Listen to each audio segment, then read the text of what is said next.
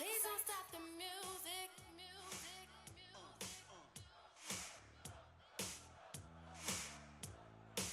I got that real good, feel good stuff up under the seat of my big black jacked up truck. Rolling on 35s, pretty girl by my side. You got that suntan skirt and boots, waiting on you to look my way and scoop your little hot self over here.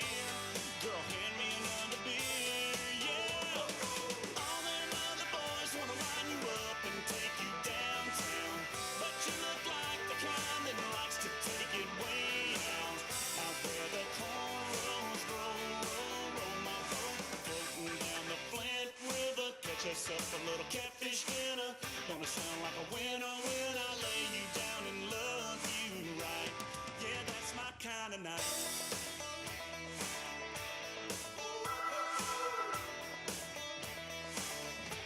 Might sit down on my diamond plate tailgate, put in my country ride, hip-hop mixtape. Little Conway, little T-Pain, might just make it rain. You can hang your T-shirt on a rim, hit that bank and we can ease on in. Soak us up a little moonlight, you know I know what you like, yeah. All them other boys wanna line you up and take you downtown, but you look like the kind that likes to take it way out. Out where the cornrows roll my boat, floating down the Flint River. Catch us up a little catfish dinner. Gonna sound like a winner when I lay you down and love you right.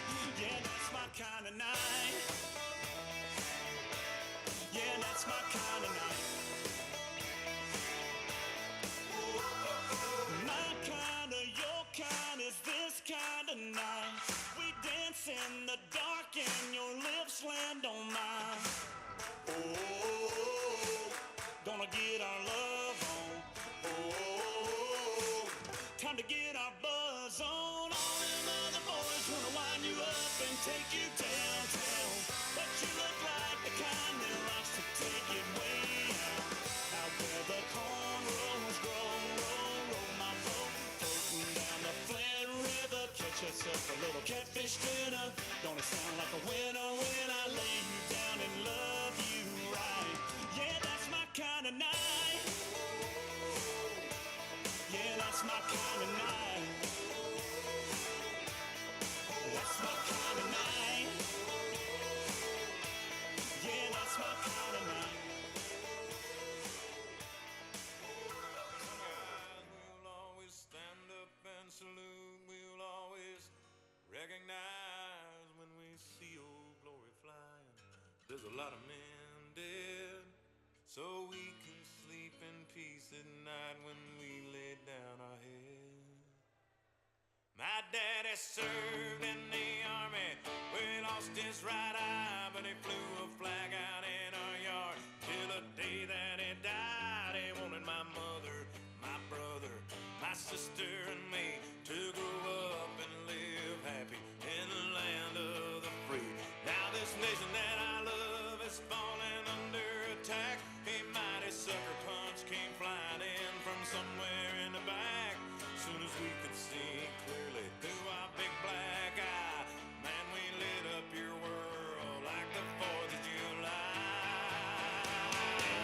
Hey, Uncle Sam, put your name at the top of his list, and the Statue of Liberty started shaking her fist, and the eagle will fly, and it's gonna be here when you hear Mother Freedom start ringing her bell, and it'll feel like the whole wide world is raining down on you. Brought to you courtesy of the red, white, and blue.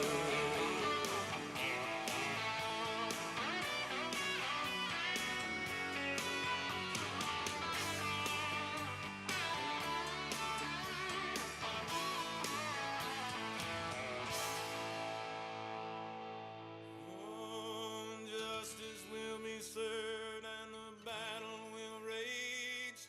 This big dog will fight be sorry that you mess with the US of A.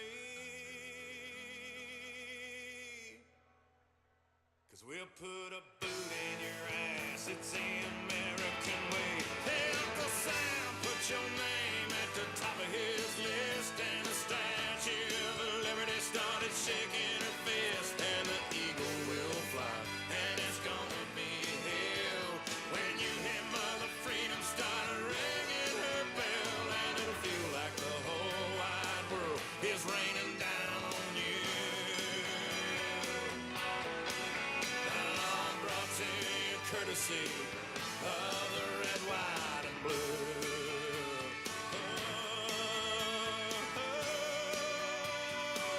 Of the red, white, and blue.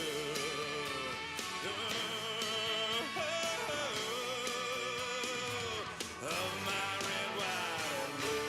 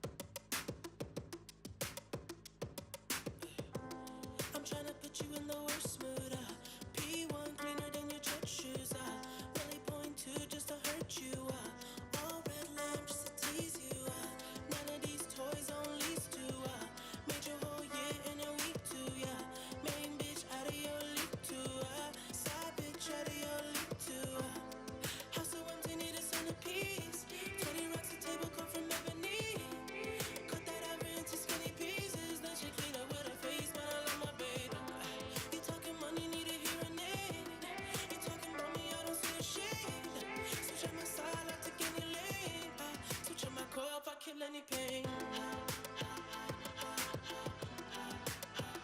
Look what you done. I'm a motherfucking star boy.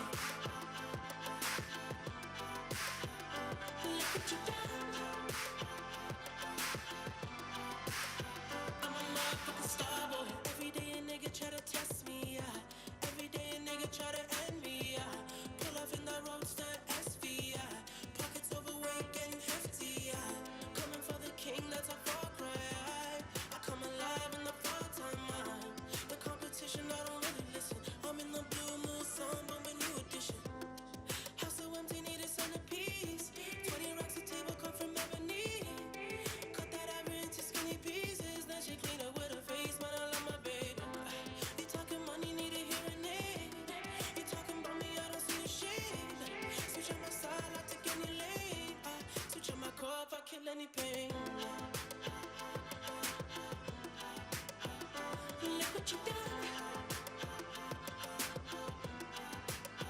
I'm a motherfucking star boy. Look what you done. I'm a motherfucking star boy. Let a nigga Brad Pitt, legend of the fall, took the year like a bandit. Bought mama a crib and a brand new wagon. Now she hit the grocery shop looking lavish. Star Trek roof in the Wraith the Con. Girls get loose when they hear the song. 100 on the dash, get me close to God. We don't pray for love, we just pray for cause. House so empty, need a centerpiece. 20 racks of table come from ebony. Cut that ivory into skinny pieces. Then she clean up with her face, man, I love my baby. You talking money, need a hearing aid. You talking about me, I don't see the shade. Switch on my side, I take any lane. Switch on my core if I kill any pain. Look what you done. I'm a motherfucking star boy. Look what you done. I'm a motherfucking star boy. Look what you done. I'm a motherfucking star boy. Look what you done. I'm a motherfucking star boy.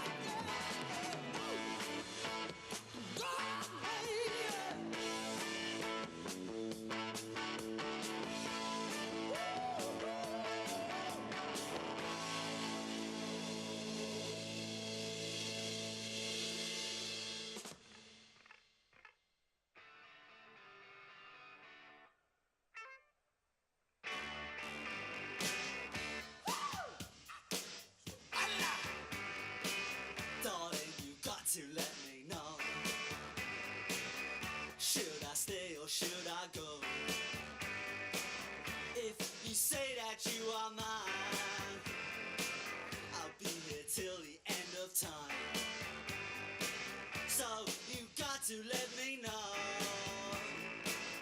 Should I stay or should I go?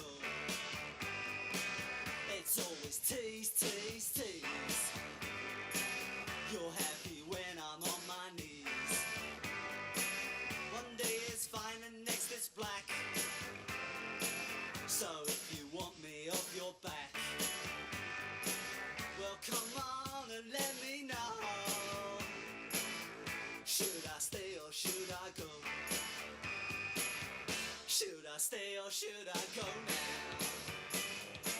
Should I stay or should I go now? If I go there will be trouble, and if I stay it will be double. So come on and let me know. This indecision's bugging me. If you don't want me, set me free.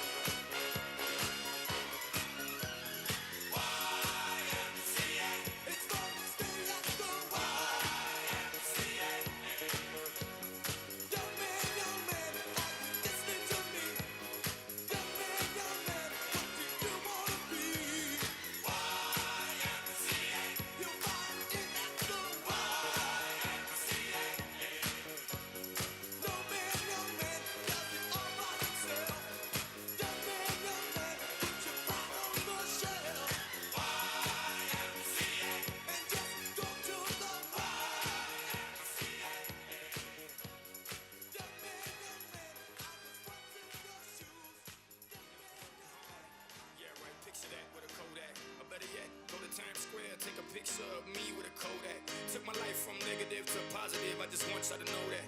And tonight, let's enjoy life. Pitbull, Nadia, Neo, that's right. I want all of you tonight. Give me everything tonight. For all we know, we might not get tomorrow. Let's do it tonight. Don't care what they say or what games they play. Nothing is enough tonight. Let's do it I tonight. want you tonight. I want you to stay. I want you. Grab somebody sexy, tell them hey. Give me everything tonight. Give me everything tonight. Give me everything tonight. Give me everything. Take advantage of the night, cause tomorrow I'm off to do battle, perform for a princess, but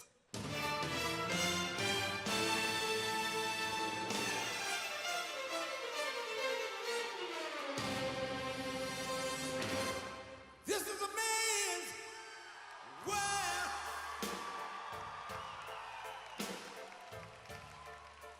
This is a man's world.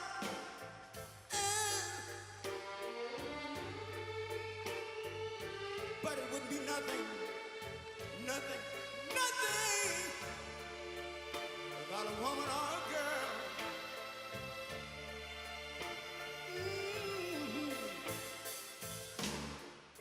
You see, man made the car to take us over the road. Man made the train, carry the heavy loads. Man made the electric lights to take us out of the dark. And man made the boat for the water. Like my Bible said, Noah made the ark. This is a man's world. Ow! But it wouldn't be nothing, nothing, nothing without a woman or a girl.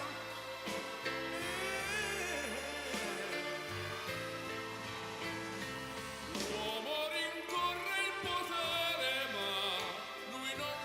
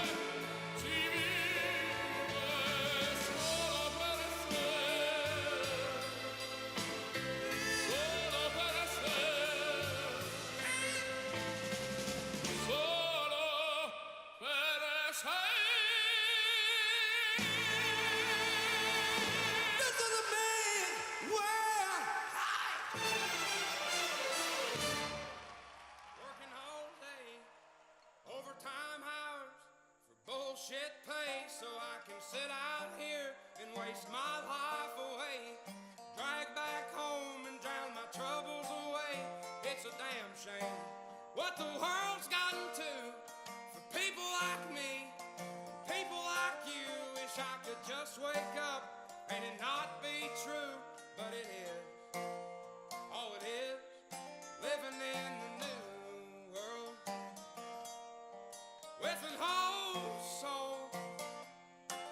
These rich men north of Richmond, Lord knows they all just wanna have total control. Wanna know what you think, wanna know what you do, and they don't think you know, but I know that you do. 'Cause your dollar ain't shit, and it's taxed to no end. 'Cause the rich men, knows the rich men.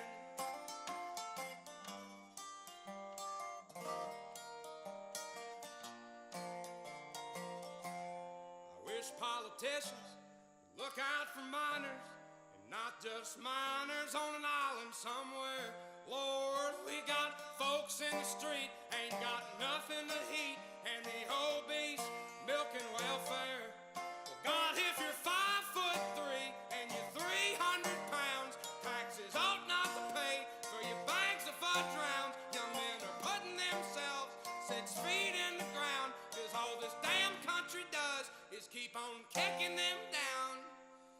Lord, it's a damn shame what the world's gotten to for people like me, people like you. Wish I could just wake up and it not be true, but it is.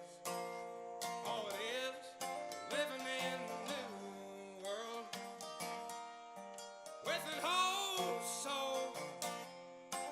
These rich men north of Richmond, Lord knows they all just wanna have total control. Wanna know what you think, wanna know what you do, and they don't think you know, but I know that you do. 'Cause your dollar ain't shit, and it's taxed to no end. 'Cause the rich men, north of rich men.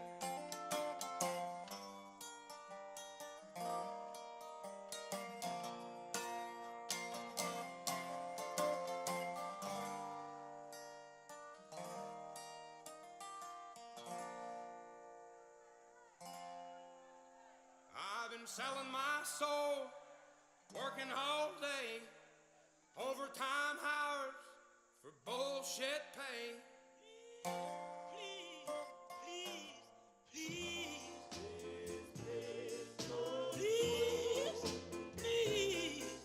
please,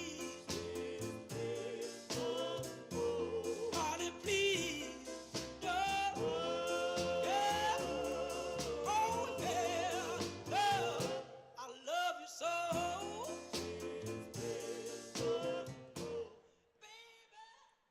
Ladies and gentlemen, please welcome Senior Advisor to President Trump, Alina Habba.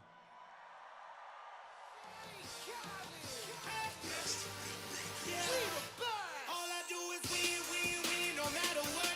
Got money on my mind, I can never get enough. And every time I step up in the building, everybody hands go up. And they stay there, and they say yeah, and they say there. Up, down, up, down. 'Cause all I do is win. We've got one more day to save this country. I just arrived with the greatest president this country has ever seen. He is backstage right now, and he is ready to become the 47th president of the United States tomorrow.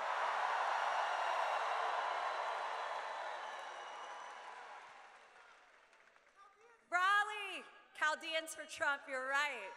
You're right. Listen, this has been quite a journey, and today is my last rally with President Trump, so I'm a little sad. But I'm so happy to end it in North Carolina.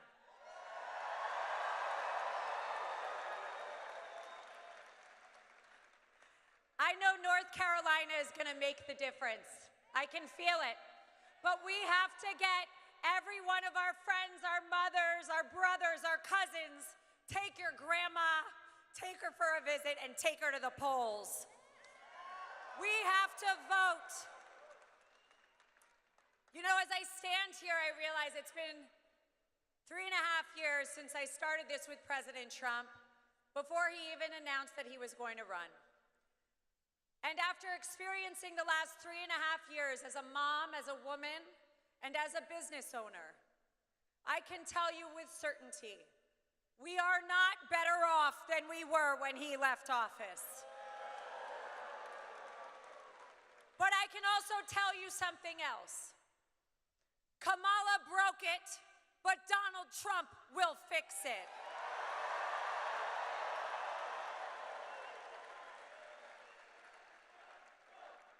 Vote.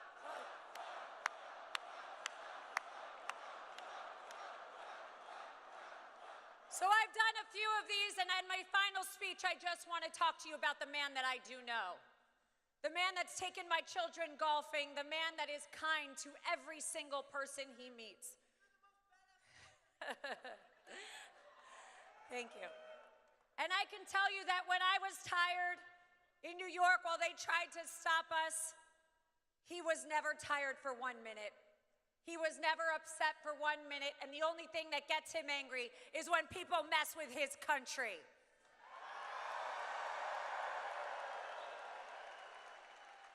President Trump has led the most amazing life. He has built skyscrapers. He has changed the skyline of New York. He built the Trump Organization. He saved this country in 2016. And after tomorrow, he will resave and fix this country.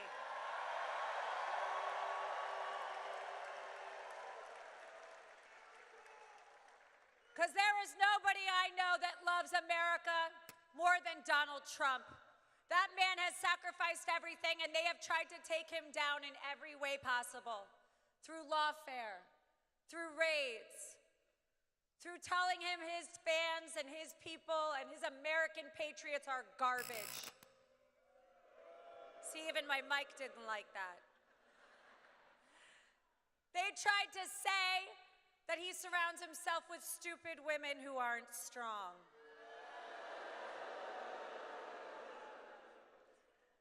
Nice try, Mark. But he has lifted me up.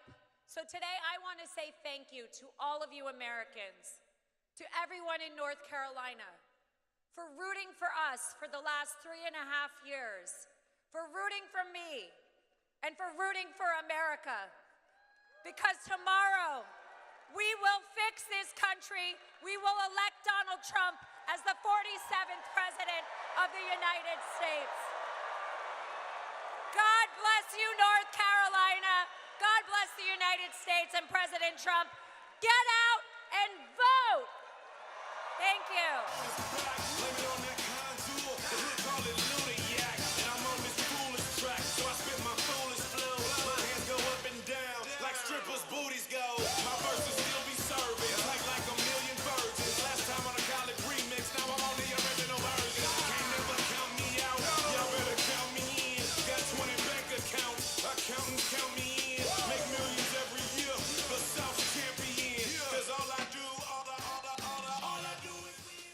Ladies and gentlemen, please welcome Donald Trump Jr.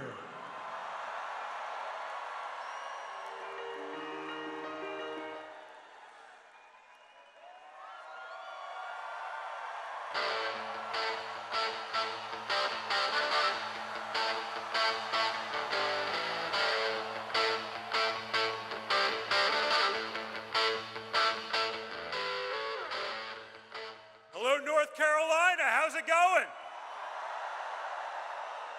You guys ready to win and take our country back? Are you ready to stop the insanity? The Biden-Harris cost of living crisis that's crushing so many people? How about we stop the endless wars? How about that? Well, guys, we can do that. And we will do that. But we need each and every one of you to be a part of that. Early voting, I know a lot of people here have done it already in North Carolina, which means you now have, I'm seeing all the heads nod, it means you now have all day tomorrow to bring your friends to the polls. Do not take anything for granted, okay? Don't look at the polls, don't listen to the media, don't fall for the psyops. You see this stuff, right? Half this stuff is designed to demoralize you so you stay at home. The other stuff is designed to make you overconfident so you stay at home. Get out and vote. Make your voices heard.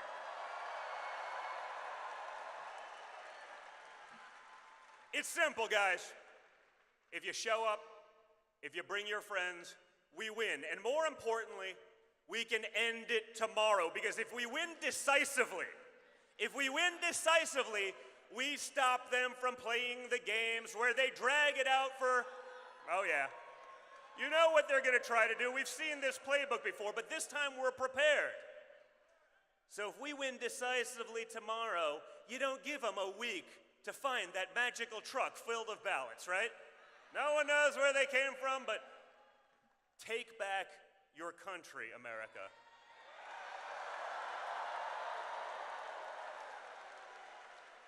We went from a time of peace to a time of war in an instant. We went from a time of prosperity to a time of poverty faster than you could ever imagine. Kamala Harris is not going to change anything. We know that because she told us in her own words that she would not do anything differently.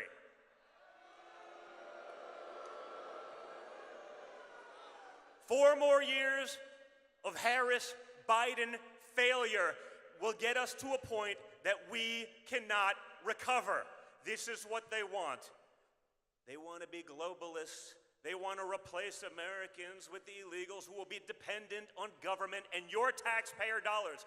We know this because they're basically saying it at this point. They're not even pretending. They're saying all the quiet parts out loud.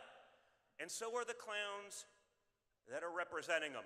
So you guys, at this point, it is up to each and every one of you. So whatever you would do if you woke up on November 6th and Kamala Harris was president-elect, whatever you would do to stop that disaster for our country, for the world, and for Western civilization, whatever you would do it now.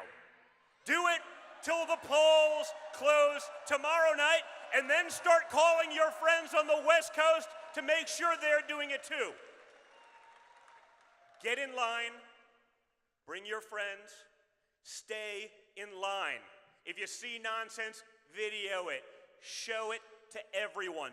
Do not let them play their games. And if we do that, guys, we will make America stronger than it's ever been, because we've assembled a team like nothing before. It's not just my father against the swamp. You have J.D. Vance, you have RFK Jr. on health, you have Tulsi Gabbard, and you have Elon Musk all ready to fight for you. So get out there. And with the same resolve that my father showed on July 13th when he took a bullet for America, you showed that resolve. You showed that level of fight. And you fight, fight, fight. Thank you, North Carolina. Get out there and do it. It's all on you.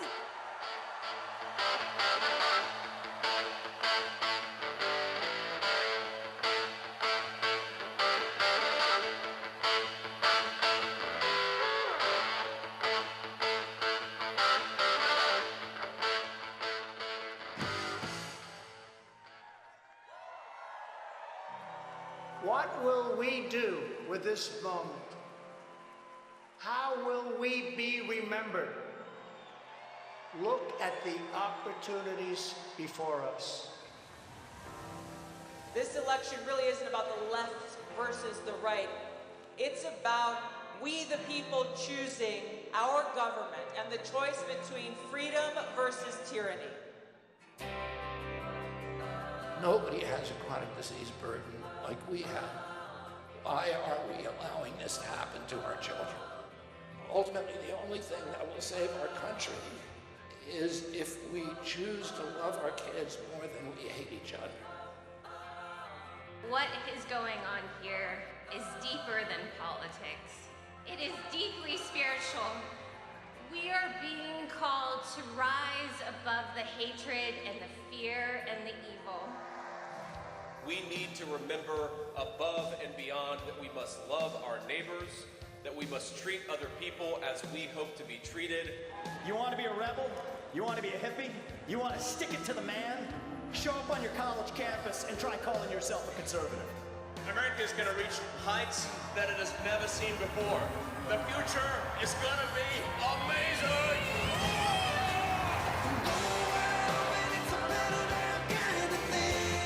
Don't you want healthy children? Don't you want a president that's going to make America healthy again?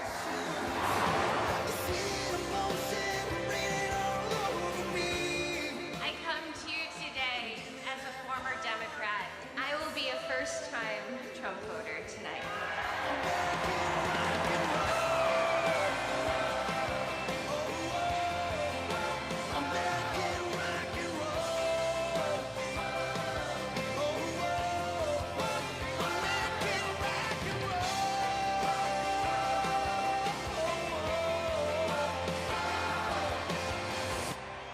The people dreamed this country, and it's the people who are making America great again.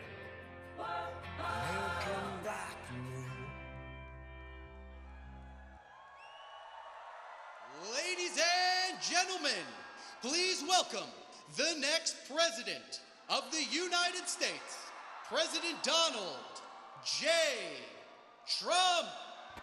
Proud to be an American, where at least I know I'm free. And I won't forget the men who died, who gave that right to me. And I gladly stand up next to you and defend her still today. 'Cause there ain't no doubt I love this land. God bless the USA.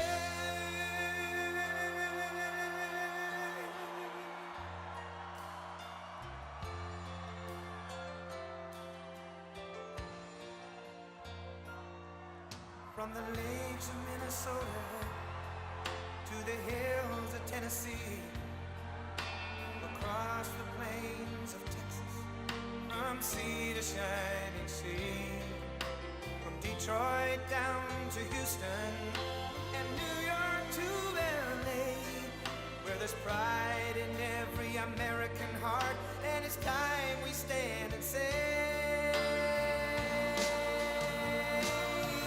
that I'm proud to be an American, where at least I know I'm free. And I won't forget the men who died, who gave that right to me. And I gladly stand up next to you and defend her still today. 'Cause there ain't no doubt I love this land. God bless the USA.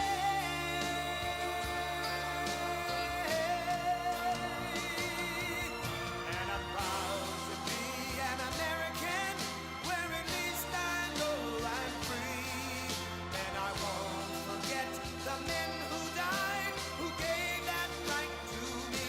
And I gladly stand up next to you and defend her still today. 'Cause there ain't no doubt I love this land. God bless the USA.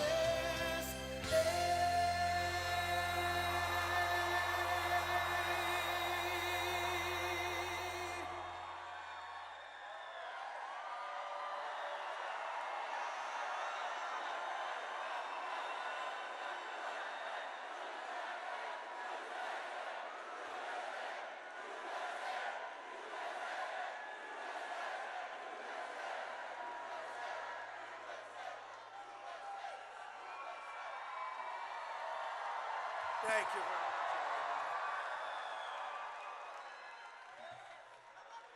Hello, beautiful, beautiful North Carolina.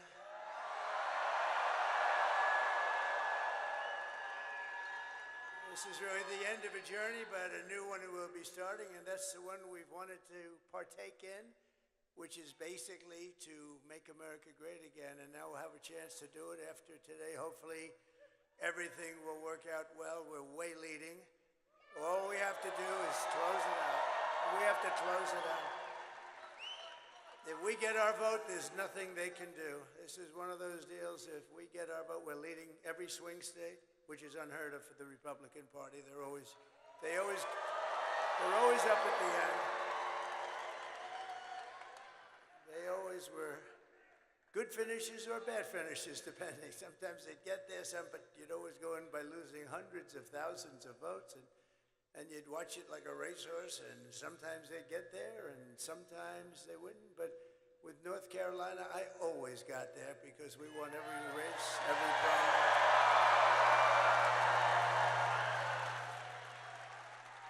So essentially, they have an expression. I hate the expression, actually, but it's ours to lose. Does that make sense to you? It's ours to lose.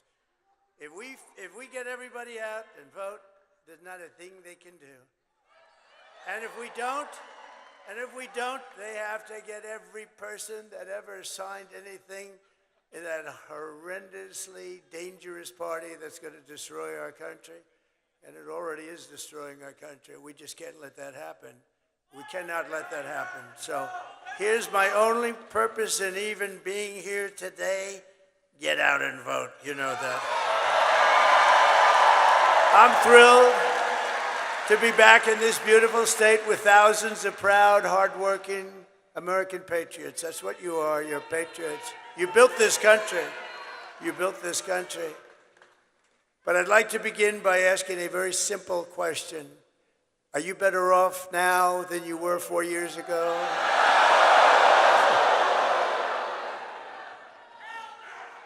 I've asked that question so many times. I've never had one hand go up for the other.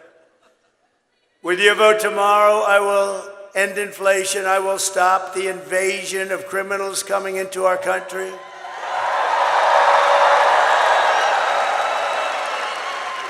Which I happen to think is the absolute worst thing that has ever happened to our country. I've never seen it. They're putting in murderers, releasing all of their prisoners from jails all over the world, not South America, all over the world, into our country.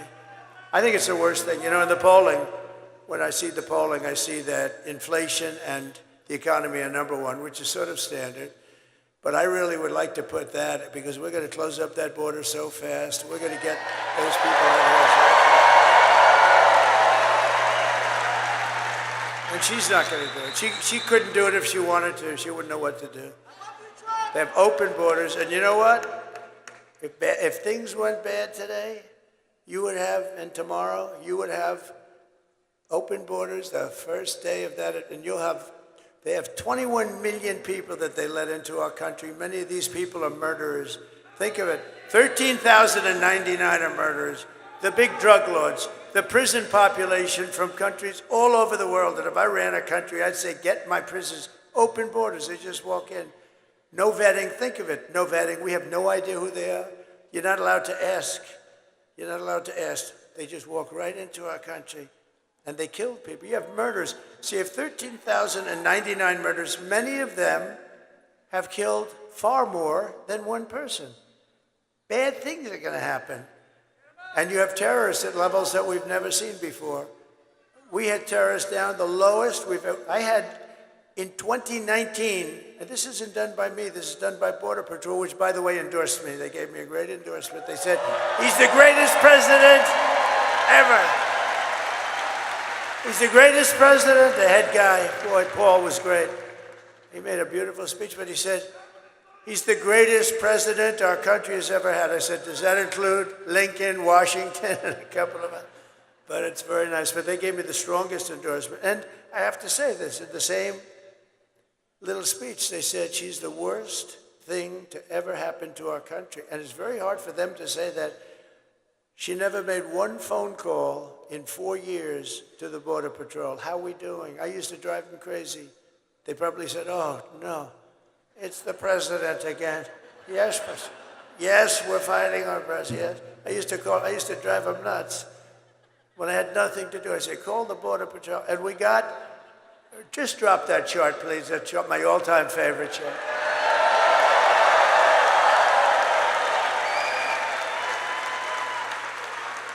My all-time favorite chart. I love that chart.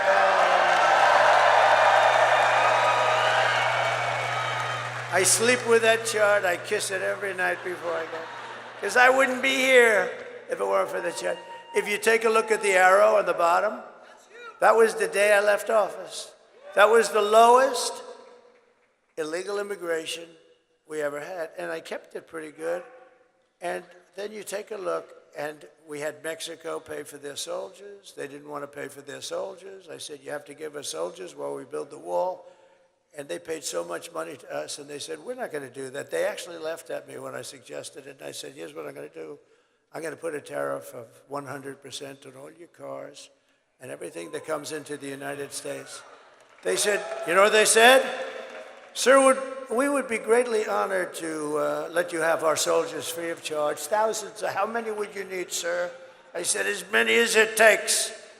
And they were great. They made a big contribution to our security, let me tell you. But they got to stop with, now we're talking Turkey. One of the first calls I'm going to make is to Mexico. You stop letting people come in through our border and come in through your southern border, and you stop it.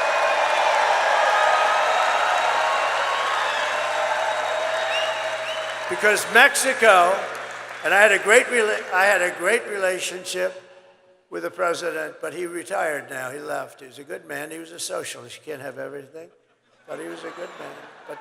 But they paid a fortune for the soldiers along the border. We were able to have great numbers. Well, built 571 miles of wall. I was going to add 200 more. By the way, far more than I said. I was talking about 200, 250. We built 571, and nobody talks about it.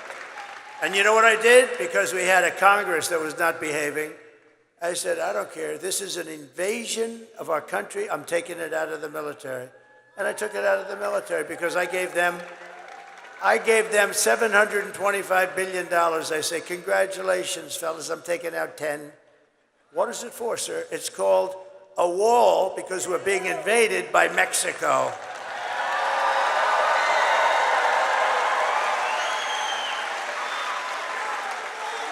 But now we have a new president in Mexico. Supposed a very nice woman, they say. I haven't met her. And I'm going to inform her on day one or sooner that if they don't stop this onslaught of criminals and drugs coming into our country, I'm going to immediately impose a 25% tariff on everything they send in to the United States of America.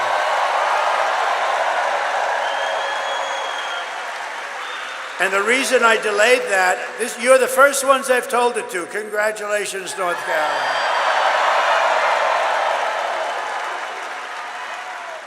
And it's only got a 100% chance of working, because if that doesn't work, I'll make it 50. And if that doesn't work, I'll make it 75 for the tough guys, and I'll make it 100.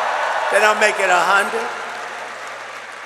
And at some point, they'll have so many soldiers on their southern border. You know, their southern border is where they come in. They come right through. And by the way, it has a 100% chance of working. It's only a question. I'll start off at 25%. That's a lot. Do you know Mexico's our #1 trading partner? Do you know what that costs? They make a fortune. They've taken over our country in a way since this Biden-Harris people.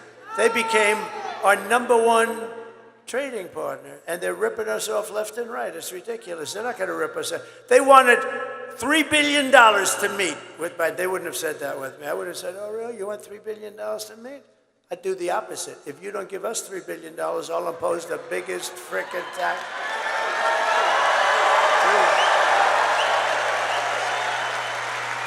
You know, I've never told you any of this, and I wanted to wait till the day because I don't want to have her.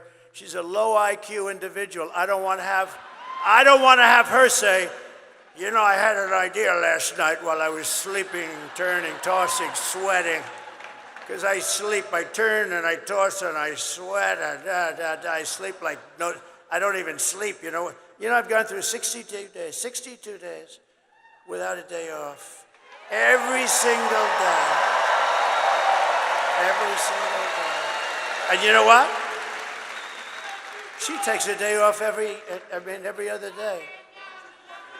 Last week, she makes a terrible little, you know, she has these press conferences that last for about 2 minutes, and then she takes the day off. You know, when you're running for the president of the United States and you want to do it because you have to fix the country, that's the way I'm doing. Otherwise, I wouldn't do it. I could be at the most gorgeous beaches in the world right now, but I'd much rather be with you people because you people I like you people better. I'd much rather be with you. No, I would. No, and we're doing something historic. You know what we're doing? This has never been done before. They'll never have rallies like this. You know, we went to Milwaukee the other night, and we're doing great in Wisconsin, by the way. We could have filled that arena. What do they have? 28,000 seats, including the floor, fully packed. We could have filled that arena 3 times, maybe 4 times. The people outside, thousands and thousands of people. There's never going to be that. In 4 years, you're going to have a candidate, Republican, Democrat candidate, and they're going to come to North Carolina, right? And they're going to say, how many are there?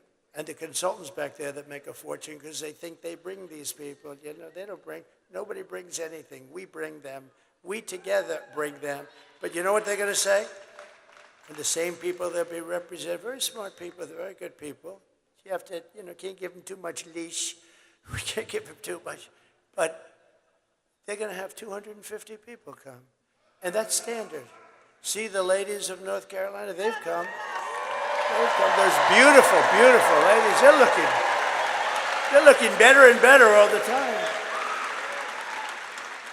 These beautiful ladies, and I think they're very well to do. I mean, they're always so beautiful, beautifully coiffed. Look at that. They're just, but here's what I love. They're great Americans. They love our country. They love North Carolina. They come from isn't it nice where you can sort of be closer? They'll travel to California. If I went to Hawaii, they'd be in Hawaii. I think they're loaded. You want to know the truth? I think their husbands. The reason I never see their husbands is because they're working like hell. Because these wives are traveling all over the place. 257, they've been at 257 rallies. And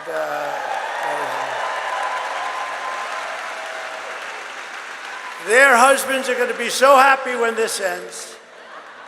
But I don't want, and you know exactly what I'm saying, I didn't want to say this about what I'm going to do at the border. I stopped at the biggest auto plant in the world from being built on the border. China, and I have a lot of respect for China. Look, they're smart as hell. They get angry when I say it, the fake news. So, they're smart as hell. They're like playing chess and grandmasters against playing an average checker player and maybe a less than average checker player. The deals, when I came into office, I've never seen such bad deals with Japan, with China, with the worst trade deals. I actually said, there's only 2 reasons we could have deals so bad. The people making the deals were corrupt, which I actually believe, or they were very stupid. And I think you had a combination of both. And we fixed a lot of those deals. We would have had them all fixed up, but then we had to fix COVID. But we had the greatest, think of it, we had the greatest economy in the history of our country. The greatest.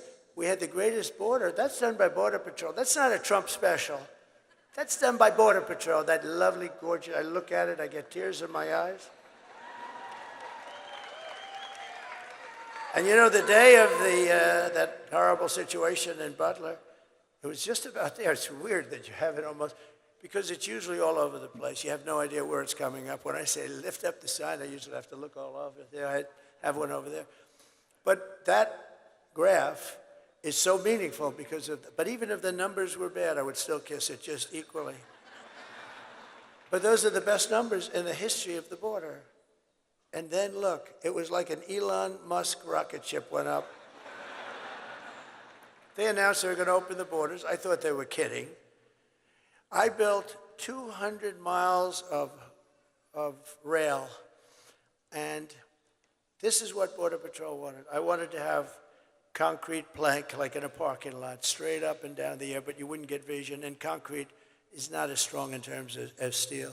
They have very strong specifications. They wanted to have steel, hardened steel, very hard to cut. Then they wanted to have very powerful, high-number concrete, so very hard concrete.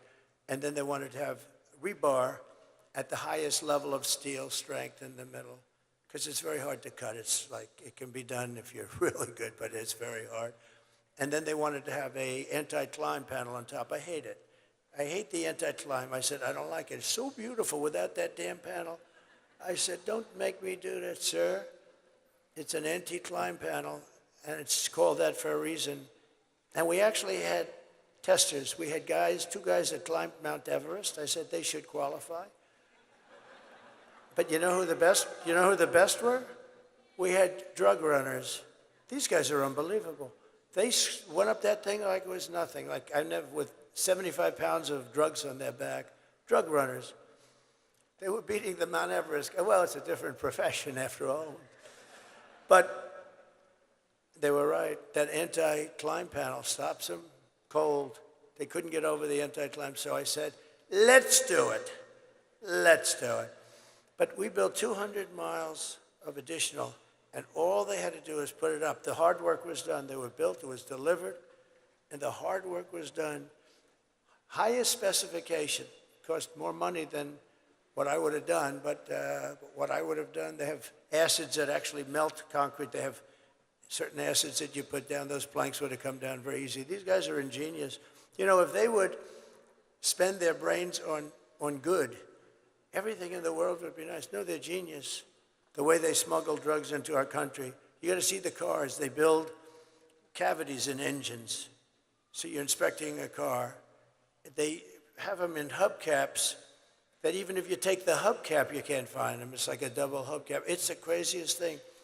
If they would spend that genius on doing good for their country or for us, I mean, we would have no problem. I mean, it's really incredible.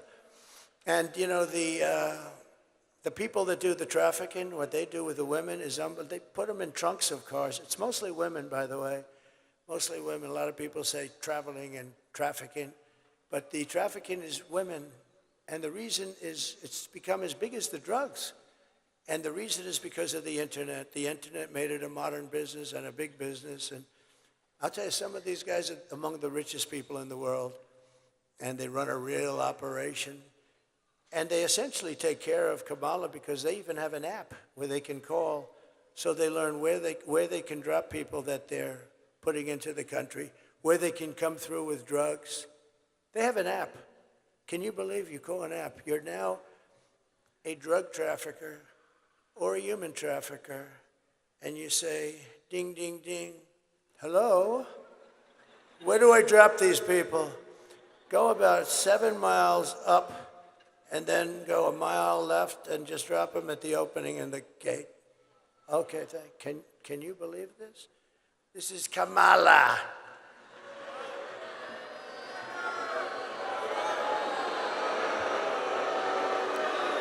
So all that stuff ends very quickly. We'll get that thing built.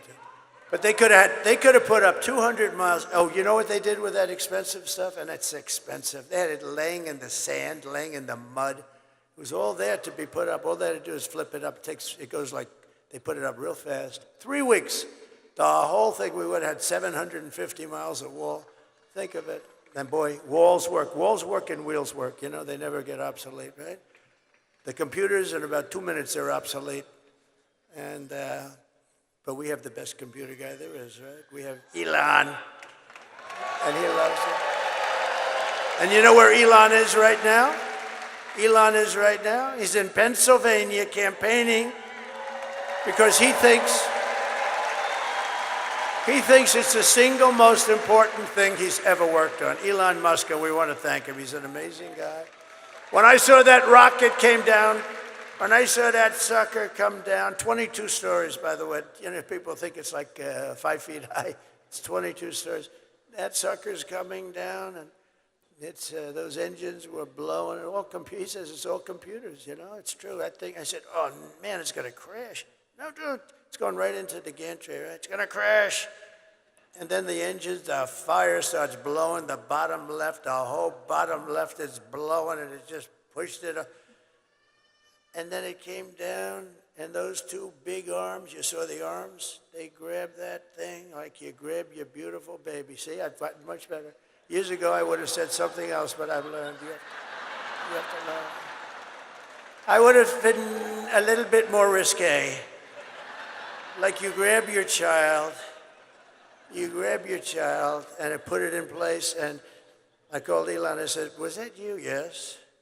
And he said, that's genius. He said, yeah, it was a lot of brain power went into that. I said, why do you do that? He said, well, we don't want to drop a ship in the ocean every time it goes, and you have to start all over. Those things cost billions of dollars. He said, this way we save them.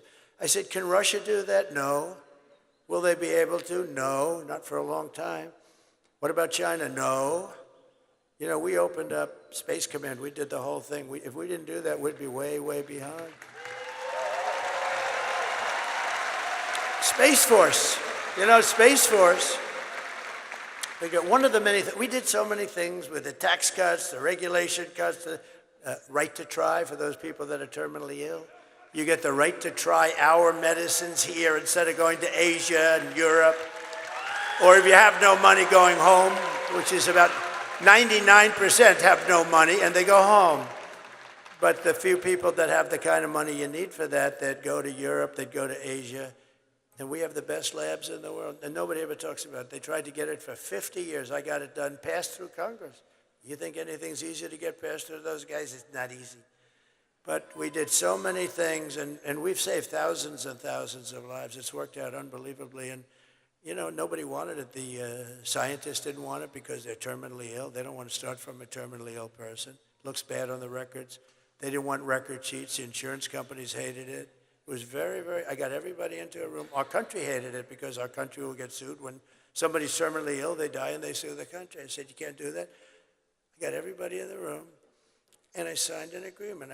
Everybody agreed that we're going to work beautifully with people that are terminally ill, but they're not going to be allowed to sue anybody. If they die, they die, and if they live, it's going to be the greatest story. We have saved thousands of people, and nobody ever talks about it. You know, nobody ever talks about thousands and thousands.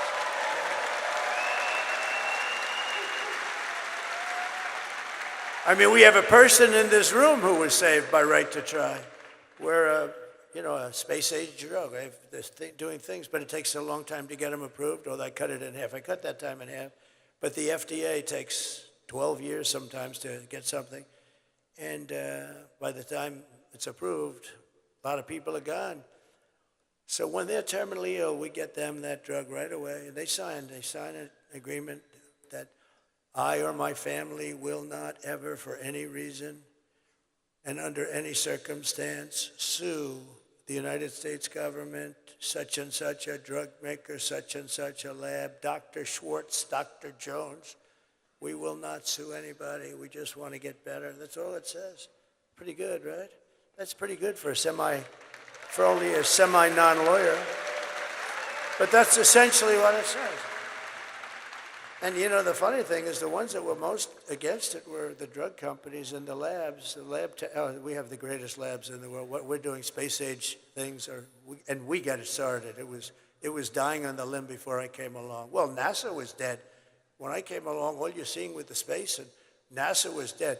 NASA had grass growing out of its runways. They had, every time there was a crack, you had grass. This place was dead. Now it's the most vibrant center anywhere in the world. All of their centers, it's vibrant. And Elon brought it back, and the people at NASA are doing a great job. They're all working together. But we brought it back. And ultimately, we want to go to Mars and all, but what I want it for is defense. And Russia and China were killing us in space. And space is so important. It's going to end up being maybe, I don't want to say more important than the Marines, because they'll never speak to me again. But I'll tell you what, it is going to be right up there in terms of importance. It's important. If we didn't have it, we were being lapped by China. They have stuff up there. And Russia, even though they're a little bit busy killing a lot of people, a war that would have never taken place Zero chance. I'd speak to Vladimir Putin a lot. It was the apple of his eye. Don't do it. Don't do it. I mean, I closed up his pipeline. It was dead. Nord Stream 2. Biden came in and he allowed it to go. But he closed up the Keystone XL pipeline. Think of that. I said, no, Joe, you got it wrong. You let Keystone go forward and you close up the Russian pipeline. But he did the opposite. And then they said, oh, Trump loves Russia. Trump loves Russia. It's the biggest project they've ever had. I'd close it up. Then he came in. The first day he was there, he let him build it. So what is that? Oh, that sounds so cute. I love dogs. I love dogs.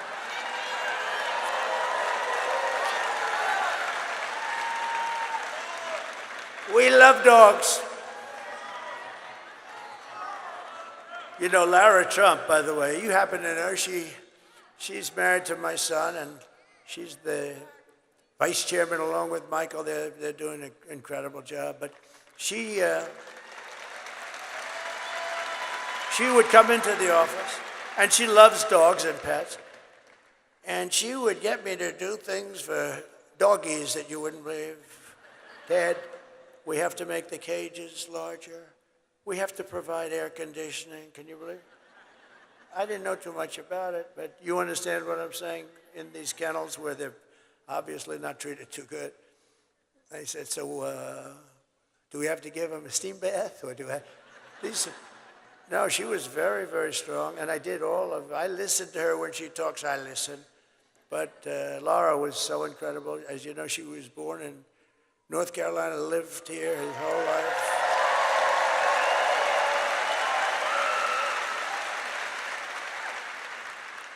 And even Ted Budd, who's doing an incredible job. And I said, Ted, run for the Senate. And he said, I'll do it, but I'm only going to do it if Laura's not going to run. Is that right? He said, I'm only doing it if Laura. And she said, you know, I've devoted so much time, and I'm raising these beautiful children. I have a great husband, and you know, and Ted is great. She said that. She said, you have a great guy in Ted, very nice. But he did say that, and you know, a lot of people would say they'll bowl through. Nobody would have had a chance. They love her. They love her in the party. They love her even the Democrats love her. Can you believe it? Stand up, Ted. Stand up.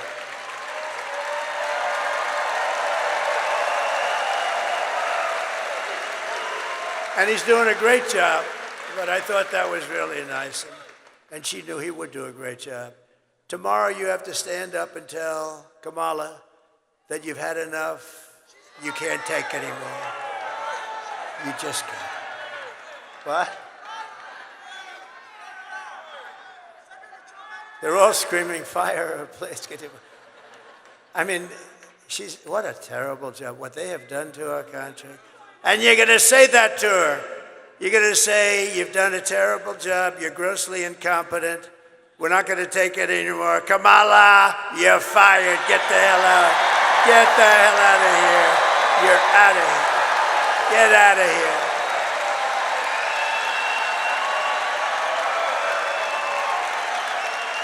That's what we're doing.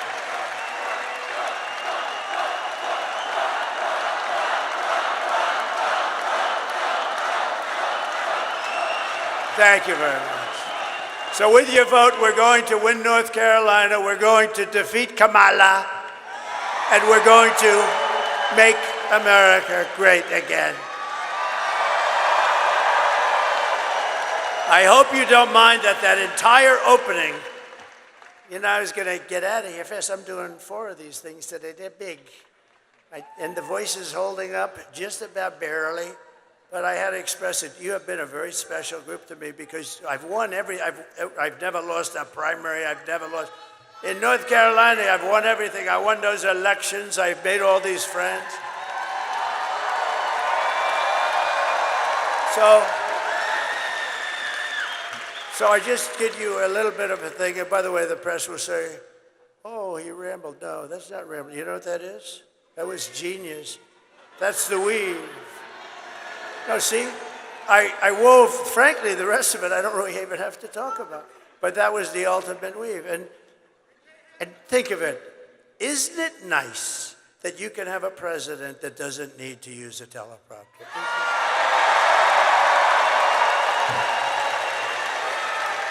Isn't it nice? And I got to go a little quicker now because you know what? I took Marco's place and I took Sarah Huckabee Sanders' place. I said, do you mind if I go now? Because you know what? We got to keep a schedule. And I'm going to ask them to come up right now. Just come up. Because I took their place. And it's so rude. Marco is a big winner, beautiful winner from Florida. As you know, he's a great guy. He's my friend. And Sarah's now the governor of Arkansas. And we love those people in Arkansas. So while I'm talking, I'm going to ask them to come. See, we're trying to conserve a little time. But they are incredible people. Oh, come on up if you can, if you're around, wherever. Come on. See? That's called efficiency. I figure Sarah would be finished now and Marco would just about be getting started.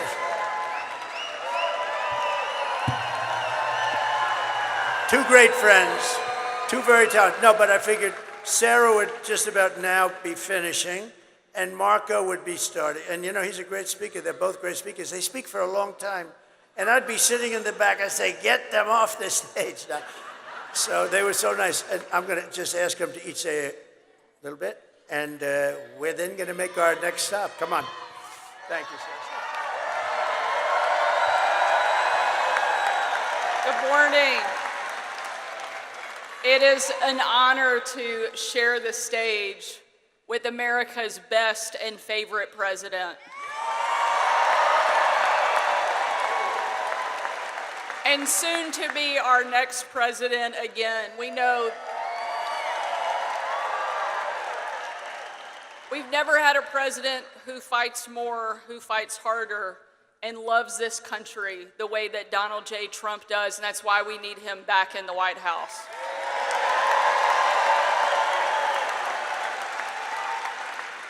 Every day when the left was relentlessly attacking me, it was Donald Trump who stood up for me, who empowered me, and gave me confidence to do my job, and that's what he does for every single American, every single day. He will not let us down. Make sure you get out and vote, North Carolina. We need you because America needs Donald Trump, and we're going to make it happen. Thank you so much for all you're doing.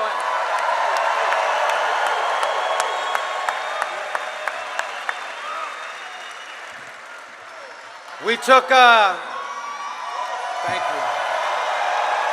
Thank you. Thank you, wow. Unfortunately, our country took a wrong turn 4 years ago, and now we're stuck in a malaise. Everything is bad news. Our border is broken. We're not respected in the world. Hardworking men and women have been forgotten and left behind. Our allies don't trust us, and our enemies don't fear us. We are tired of living in a country that is no longer dreaming big, but that is going to change tomorrow, and you're going to help change it.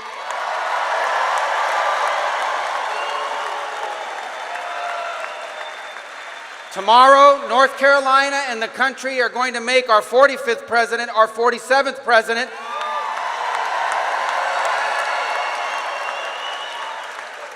And with Donald Trump back in the White House, together we will dream big again for this country. We will be a country that once again is proud of its history, excited about its future, because together with Donald Trump, we are going to make America not just great, but greater than it has ever been before. Thank you.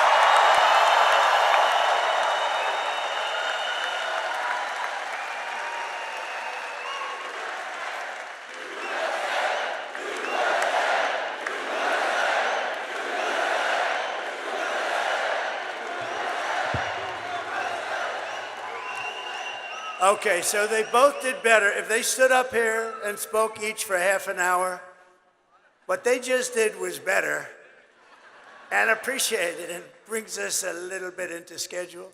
You know, one thing Marco was talking and I said, you got hit so hard by that hurricane and we didn't care about what we're doing today. We only cared about saving lives and we did a good job. FEMA did a horrible job. The administration, they're still not there. You know why? Because they've spent all their money on bringing in murderers and a lot of people. They spent all their money on bringing in illegal migrants. They've also taken a lot of your jobs, especially jobs from the black population. But think of this.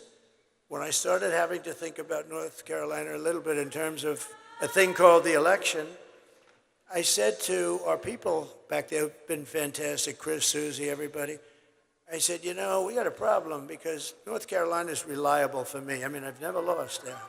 Never lost. And I don't think we're going to start now. I don't think. I've never lost there. We have a beautiful lead right now in early voting. You know, last time I wasn't leading, and I won it twice, but I was way behind. In fact, I went to my people. I said, hey, man, I'm like way behind here. What's going on, Michael? Right? What was it, like 200,000 votes? I said, how the hell do I win? But the later voting came in, Republican. Boom, and we blew him away, right? He was right. He said, just relax. Just relax. I'm screaming, what the hell happened in North Carolina? But that's the way it works. I mean, the Republicans are used to voting late. They do it. They feel better about it. They want to be there on Tuesday. And that's all we want them to do is do the same thing that they've done. But I have to say, an amazing thing happened because I went down. I had to be the first, but I went close, but I didn't want to bother people. I mean, it was devastating. And then shortly thereafter, I went to the sites, and it was horrible. The houses were ripped. People are still missing. Many people died. A lot of people don't know. You've had terrible FEMA response, like non-existent. Franklin Graham was great, and so many other people were great. And I made a big contribution toward the effort, but I said, rather than me do it, I was ready to do it, but I said, I'll give it to Franklin and others that are doing so well there. It's amazing, some of the people that work there. So we gave them a lot of money, and they're doing a job. But no response. But you know what? I said to Michael and I said to other people, these people have been wiped out. Their houses are gone. You had to see. I mean, trees are ripped, giant trees, 10 foot in diameter. They're ripped out like they were toothpicks. I've never seen anything like it. And just clean.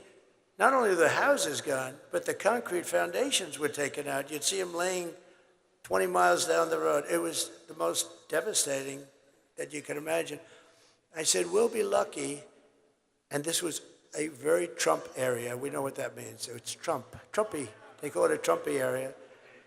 And with a lot of love and great people, no crime, no nothing. Just great people, but it was devastated, you know, essentially destroyed. You'll probably have it built back in about 15 minutes, right? Because that's the way you are, workers. But I said, you know, if we get 50% of the vote, I don't know who, they're not going to show up. So I figured anywhere, not having done this business that long, actually, I figured very accurately, anywhere from 25 to 50% of the people may come and vote. And here's what happened. The lines were through the roof. I don't know where the hell you all came from.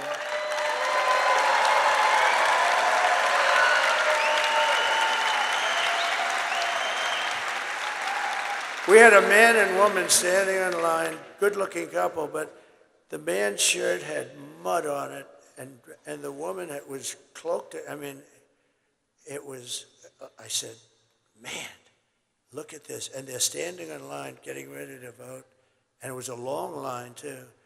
And you broke the all-time record for North Carolina early voting, right? I've never seen anything. I've never seen it. So we love you. Look, this is why our country's great, and it's people like you. It's really, really amazing. Over the past 4 years, Kamala has orchestrated the most egregious betrayal that any leader in American history has ever inflicted upon its people. She has violated her oath, eradicated our sovereign border, and unleashed an army of gangs and criminal migrants from prisons and jails and insane asylums and mental institutions all around the world, from Venezuela to the Congo in Africa, stealing countless American lives. They're killing people. They're killing people at will. Only days ago, an illegal alien from North, and this was a rough one. Just happened, you know that. An illegal alien from North Africa who Kamala let into our country with her horrendous open border, just a dangerous, horrendous situation, traveled to a Jewish neighborhood in Chicago and tried to execute a Jewish man on the street, shooting him in the back as he walked to synagogue. He then opened fire on police and paramedics, shooting an ambulance before police returned fire and ended his rampage fairly quickly. Our police, and by the way, our police have got to be respected. We have to give their dignity back. We can't take their pensions, their house, their family. They want to stop crime. We have to let them stop crime. We have to give them their dignity and their honor back. In July, an illegal alien who Kamala released into our country again with her open border, just walk right through, sir.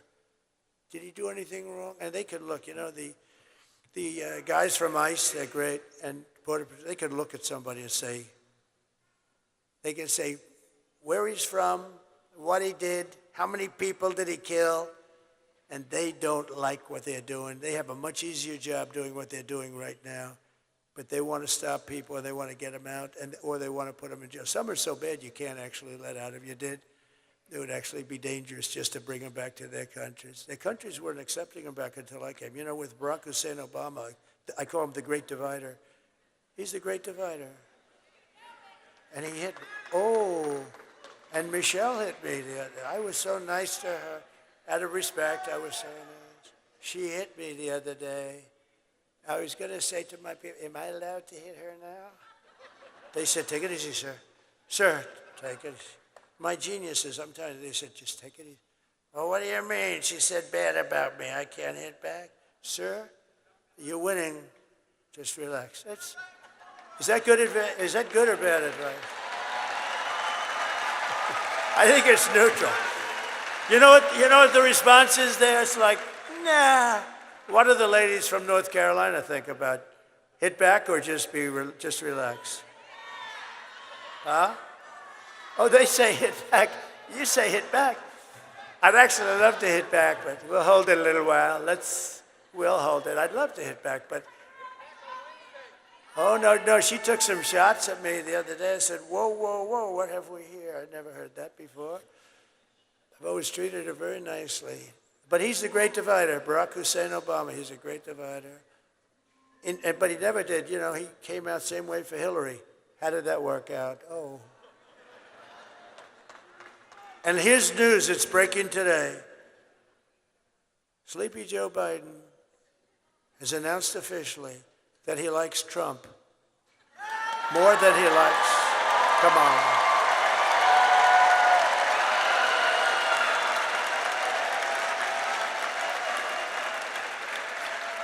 And he actually hates my guts, but he likes Trump more than he likes Kamala. Oh, he hates her. They walked into the office. He just got 14 million votes. He voted for me. That's one of the ladies from North Carolina. He voted for me. She said he voted for me. He probably did, you know. Being interesting, they got to follow him in with a camera. Why not? They spied on my campaign, right? So why the hell couldn't you do that? But Sleepy Joe said, I don't want to leave. You're leaving, Joe. This was crazy, Nancy. She's such a bad one.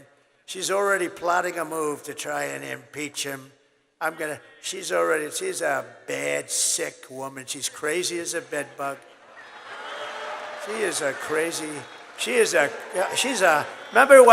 Remember she ripped up the paper behind me?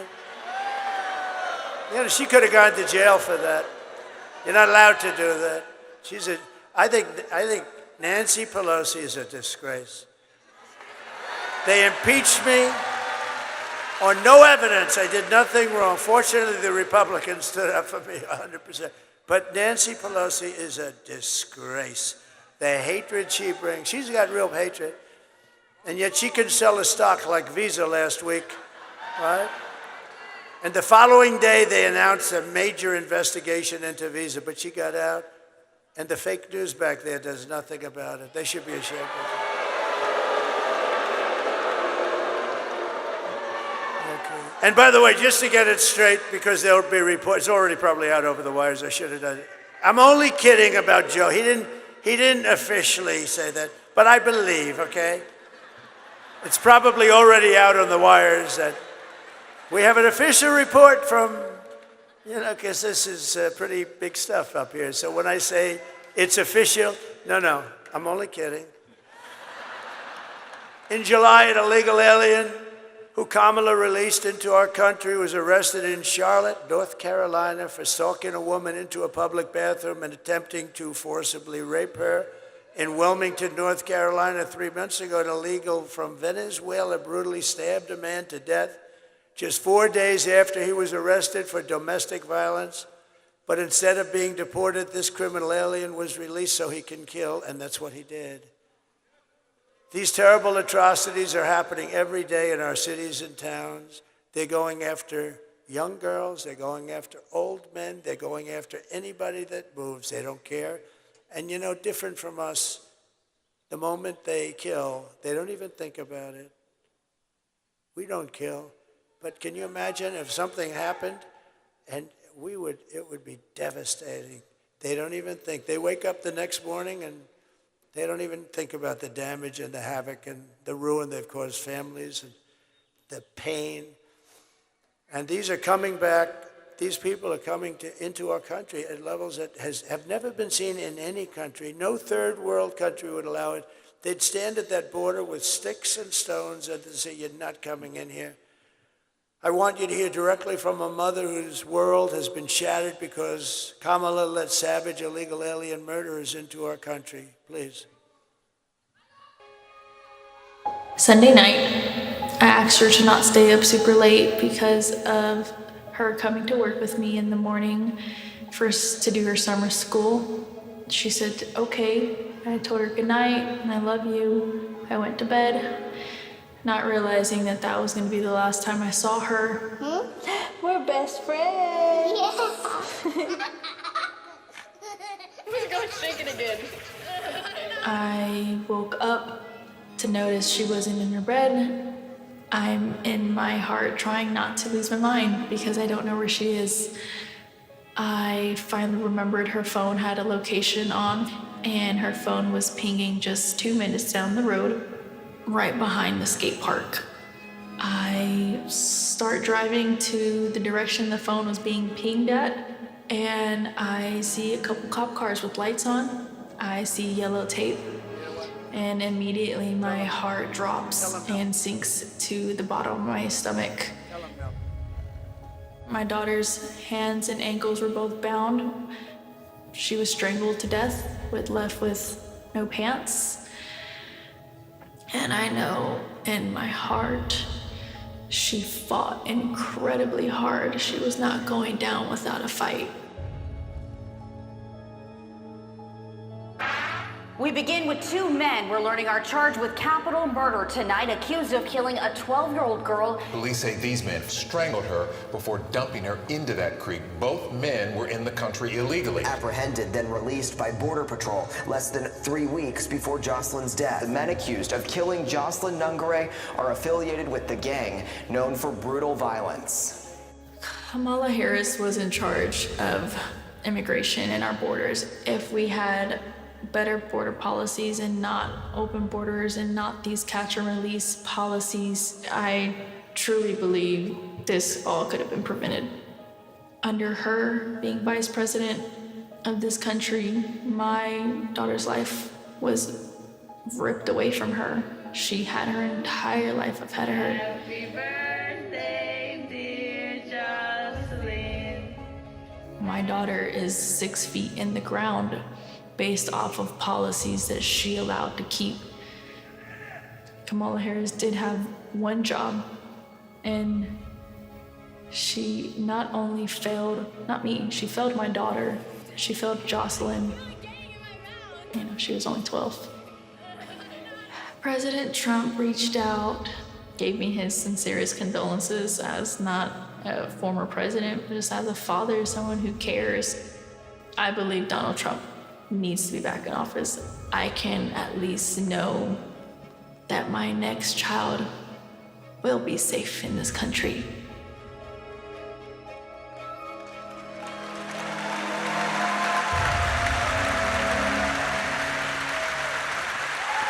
Very sad. That was a few days ago that we had the news announcement, and it was the day when the Border Patrol endorsed me so strongly, and I was so honored by it.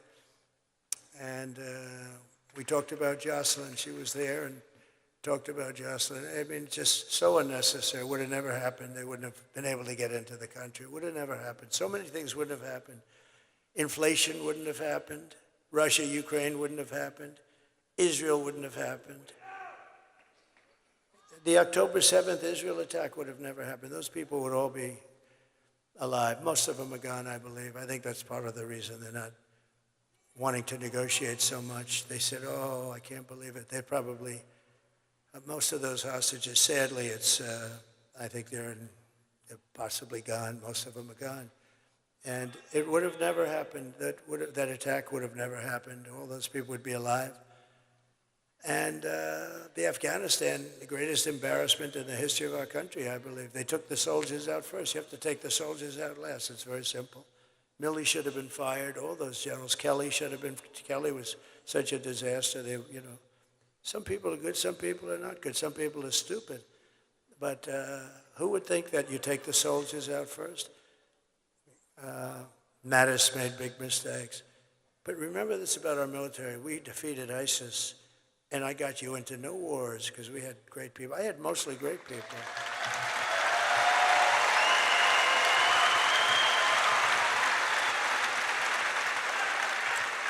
We had mostly great people. And when I went to Washington, I didn't know anybody. I was a New York guy. I was only there 17 times, according to the media. And I went to Washington, and you know, I said, listen, I just became president, but I don't know anybody. And you rely on very good people. Some are rhinos, and you know, they're decent rhinos too, but they give you rhinos back. And we don't like the rhinos. We don't think they do the job properly. But we did a phenomenal job. I just want to say that the day that I take office, the migrant invasion ends and the restoration of our country begins. The United States is now an occupied country, but it will soon be an occupied country no longer. November 5th, 2024 will be Liberation Day in America.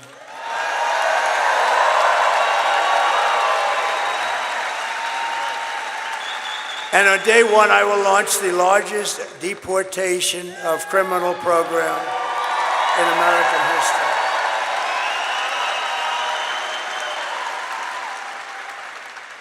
And a president named Dwight Eisenhower, great general, a better president than people were saying, actually.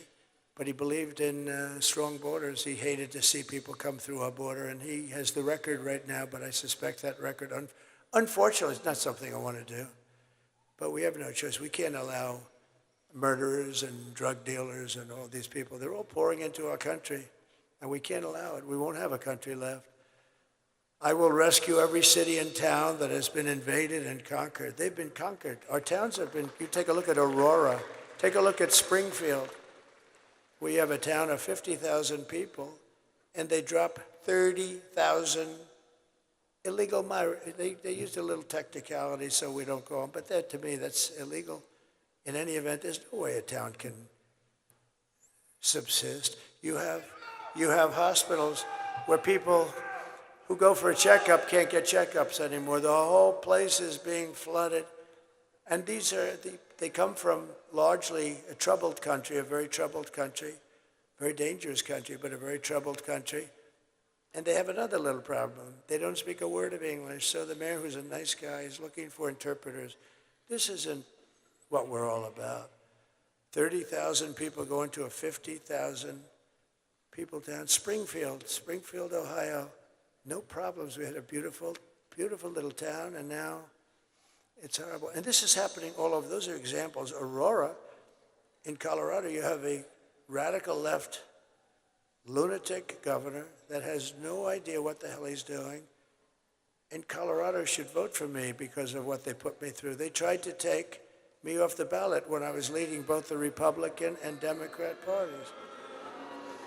And it went to the Supreme Court of the United States, and in a unanimous decision, they say, I'm sorry, you're going to have to beat them at the polls, you know? You're going to have to beat them at the polls.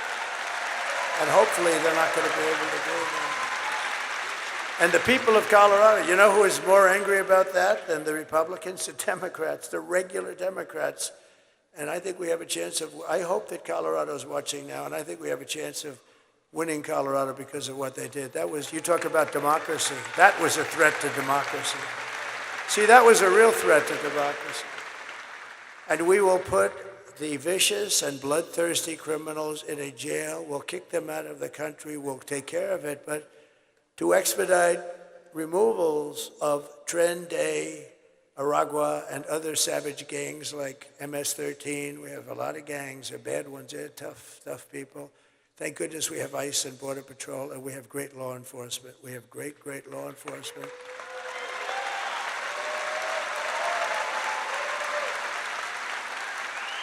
I will invoke the Alien Enemies Act of 1798 to target and dismantle every migrant criminal network operating on American soil. And if they come back into our country, it's an automatic 10 years in jail with no possibility of parole. And I'm hereby calling for the death penalty for any migrant that kills an American citizen or a law enforcement officer.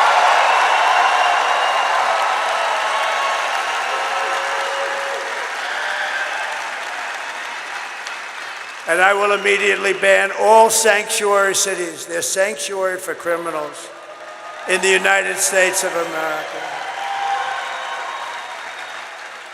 And to secure our border and working along with all of the things we're going to be doing, we are going to rescue our economy. 4 years of Kamala has delivered nothing but economic hell for our American workers. Her inflation disaster has made life unaffordable and cost families over $30,000 in higher prices. And just days ago, we had the worst jobs report in modern history. Do you know that? I looked up, I said, thank you. Thank you. Because they tried to hold it. They tried not to put the report out. Kamala said, don't put that report, it'll cost me the election. But the problem is the fake news doesn't want to report on it. So usually you're hearing 200,000 jobs, 300,000, sometimes like 4. We had the best numbers people have ever seen. But usually you're looking at a lot of, hundreds of thousands of jobs. Routinely, it's expanding, and 12,000 jobs were created. That's a depression, 12,000 jobs were created. But that's the good news. 30,000 private sector jobs were killed in a single month. Nearly 100,000 manufacturing jobs have been wiped out since the start of this year. 150,000 Americans joined the unemployment rolls in October. This is in 1 month. I always said I would never want to have a thing like this happen. And I've been saying it's going to happen because of what they're doing, because they know nothing about economics or business, or honestly, they're stupid people. We have stupid people leading our nation.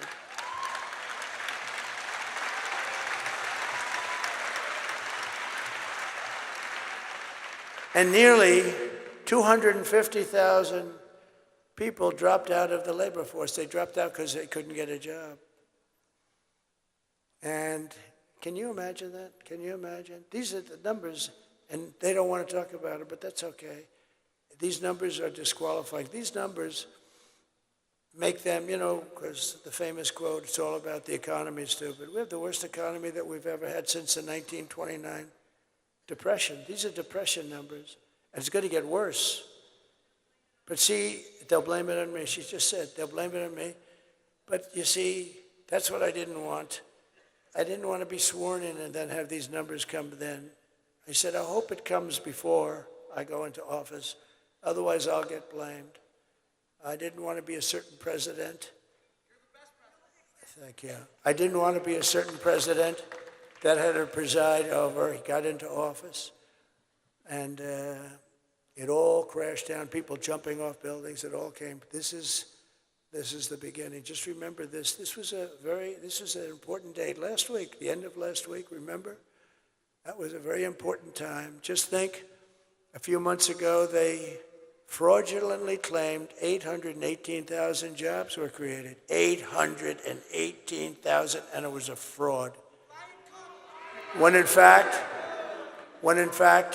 there were no jobs that were created. It was all a lie, and they thought they'd be able to get away with it through the election, but there was a whistleblower, and the whistleblower couldn't stand what they were doing and blew the whistle on them, and they got caught.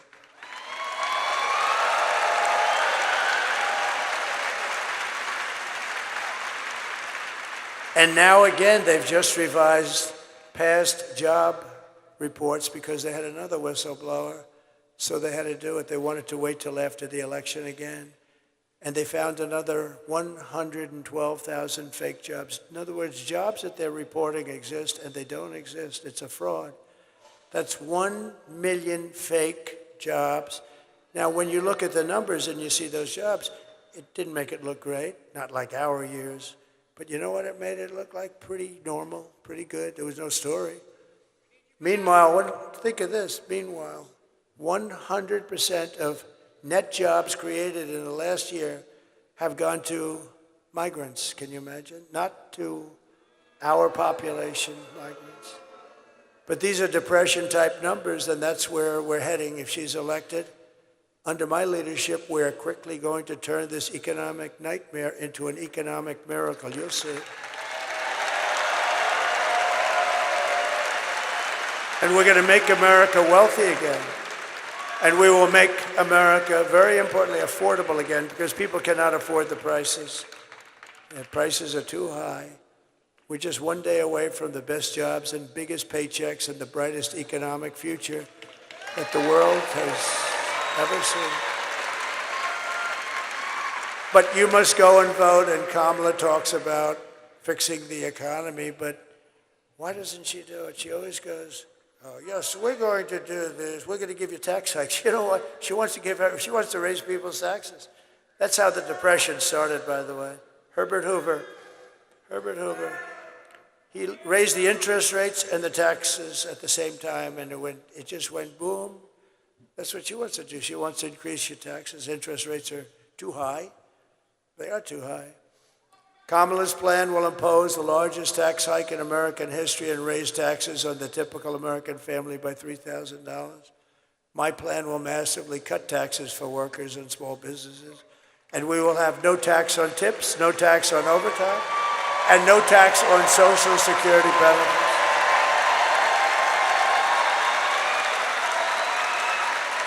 To rapidly reduce inflation, I will end Kamala's war on American energy, and we will drill, baby, drill. We're going to drill.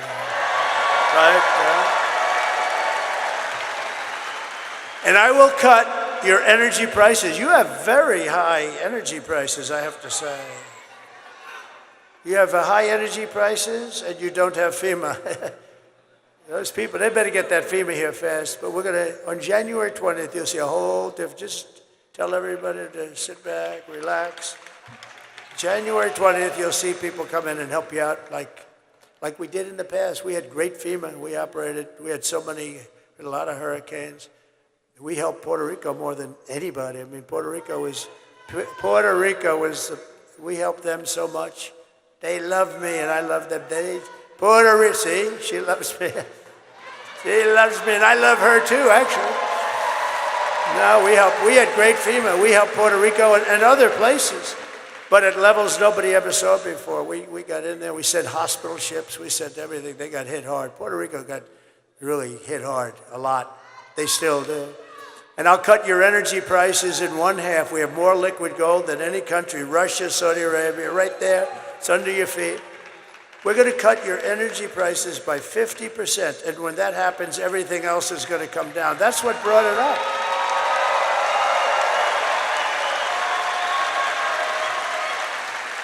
Now, before leaving, I just want to introduce some people that have just been great. Senator Ted Budd, you know, he's great.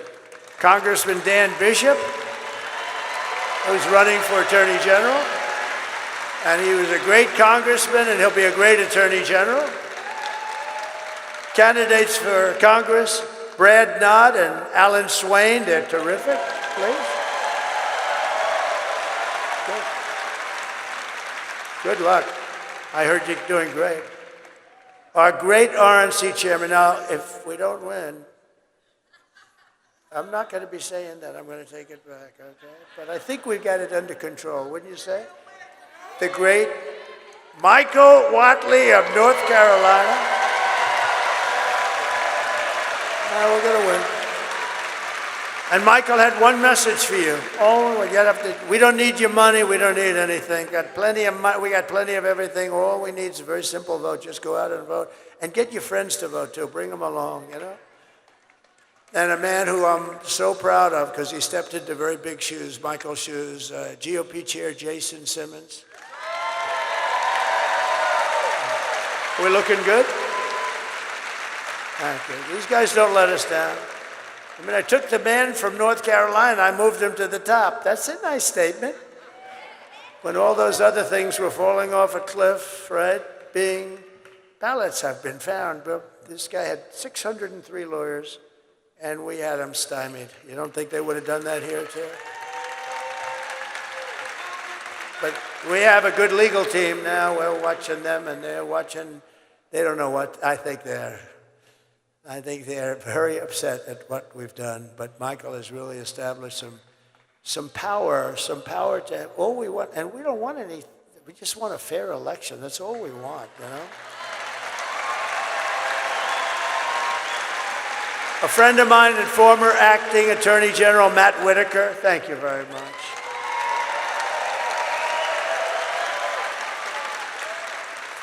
Alice Johnson's here. Where's Alice Johnson? Oh, look at my beautiful. Somebody came in to see me. They said, there's a woman that's been in jail for 22 years, just approximately, but like around that number. A beautiful woman, a great woman. Everyone in prison loves her. She's like the person that she's a high quality. And how much longer does she have to stay? Another 28 years. She's been there for 22 years. The model prisoner, and people called me about her, I've been hearing about her. And what happened was amazing. I checked it out. I said, wow, that's a hell of a big sentence for doing what people do now and they don't even get fined, right? So she's in there for 22 years. So I got her out of prison. I said, I'm doing it.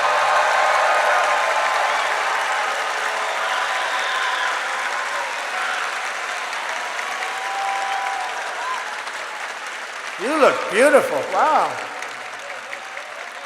Can you imagine? She was actually on a phone call. They had a couple of guys selling drugs and stuff, and she was on the call. They gave her 22 years plus, I guess 50, 60 years or something. I mean, it's unbelievable. Today, they wouldn't even give you a fine. And it's, and that's no good either, by the way, because what's going on. But it was one of the best feelings. I mean, I've had a lot of good feelings. We had a lot of victories, I'll tell you what. But that was one of the really good feelings getting. And then I said to Alice, she came into the White House, said, how many people are like you in prison? In your prison, big prison? She said, many, sir. I said, really? Are they all that way? Are they? No, sir. And that was a good answer because I knew they weren't, If she would have said yes, then I would have said, well, you gave me the right answer. You don't know it. But she said, many, many great people. I said, give me a list of your top 25 or 30 or 50 or 10, whatever it is. Give me a list of really good people who shouldn't be there. And she gave me a list, and we got every one of them out immediately, right? Right?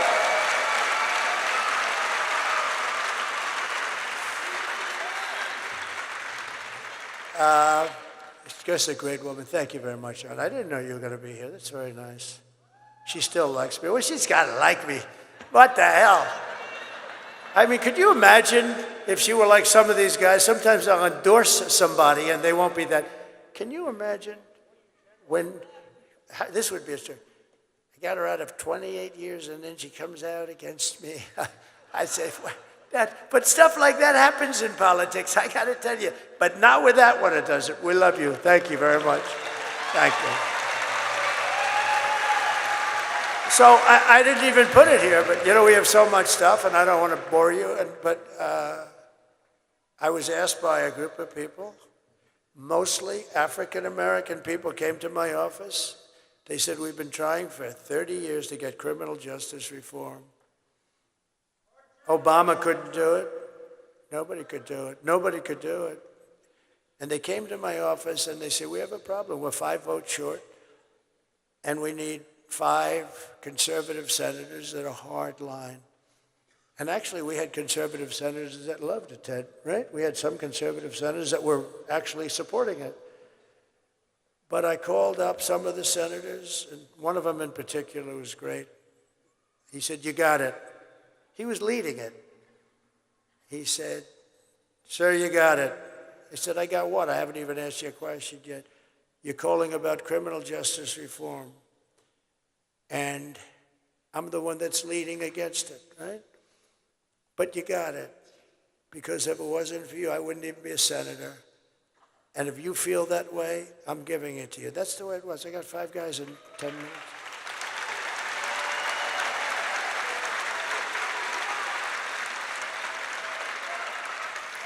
And we got it done, and it was very, because I see this guy, I don't know who he is, but I see him on television. Sort of a lightweight, I think, not a very smart guy. But you know what? He came in, he was one of the people that came into the office. A black gentleman named Van Jones, right? Right? So he came in, and I was impressed with him. You know, good-looking guy. He was crying uncontrollably that it was going to fail again. And there were like 10 African-American people and a couple of others, but mostly African-American. And he was sitting right in front of me and weeping and saying it's, and I really thought it was great because you know what, that's okay. I mean, he's trying to get people like Alice out, that's good. And it didn't, there were no provisions for anything. It was really draconian. And what I did is I said, that's really nice. Look, I'm going to see if I can get this for you. I got it done in about 2 hours. And we had criminal justice reform. And they announced a news conference that night. Van Jones,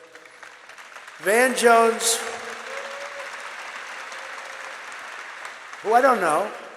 The only time I think I ever met him was in the Oval Office. They came in with a group about criminal justice reform. And remember, Obama couldn't get, nobody could get it. Nobody. Bush couldn't get it. They all tried. Why wouldn't they try? So what happens is, he was crying profusely. I told him, congratulations, we're going to get it for you, and I got it.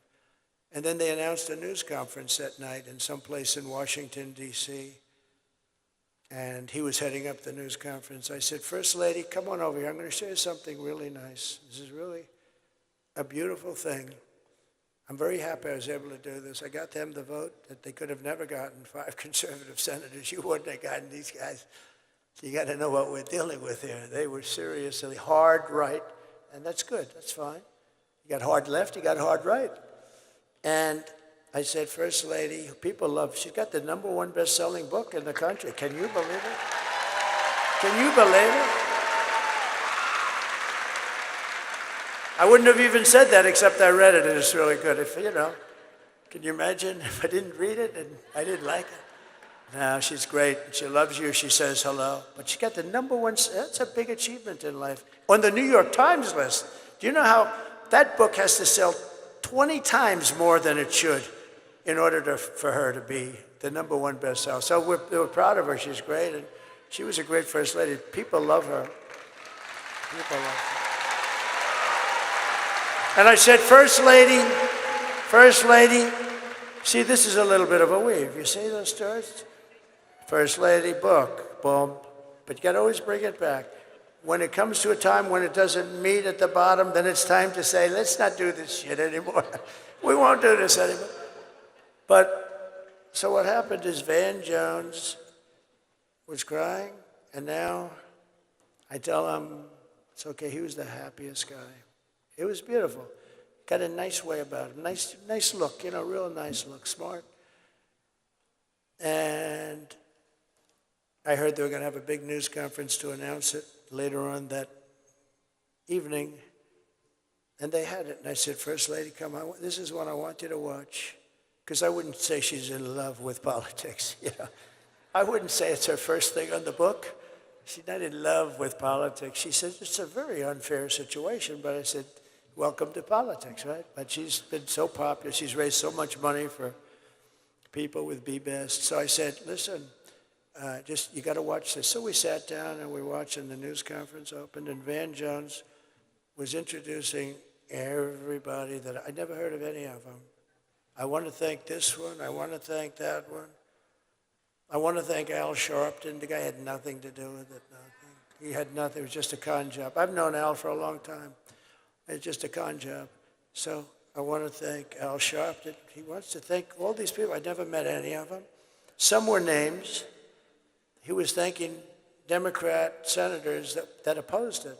He was thanking everybody. And before it started, I said, honey, look, we're human. I said, baby, wait till you hear the nice things he says about me. It's unbelievable. It's going to be unbelievable. So come here, because this is really bringing the country together. So she said, oh, that's nice. So we sat and watched. And after announcing the first 10 or 12 names, she looks at me. Do you think he's going to say anything about you? Yeah, I think so. Maybe he's saving it for the end. You saved the best for last. He went through so many names, and he never mentioned my names. He never mentioned my name, and every time I see that guy, not that I needed it, I get enough publicity, but can you imagine that? And then they wonder about why you don't bring people together. Van Jones went through so many names that night. They were up on the stage with him. And it was only done because of a guy named Donald J. Trump. And I just thought, I haven't related that story. But little things like, now I'm relieved I don't have to carry around that story. But all I know is that our beautiful Alice Johnson is out of prison, and she should have never been there for that kind of a thing, or certainly not for very long. We love you, Alice. It's great that you're there. We'll always be your friend. And just quickly, I want to also thank Steve Witkoff. He's here. He's a friend of mine. He's been traveling with me. He's one of the most successful developers. And he gave a lot of money to Franklin Graham also. I want to tell you that. So Steve Witkoff, wherever Steve is.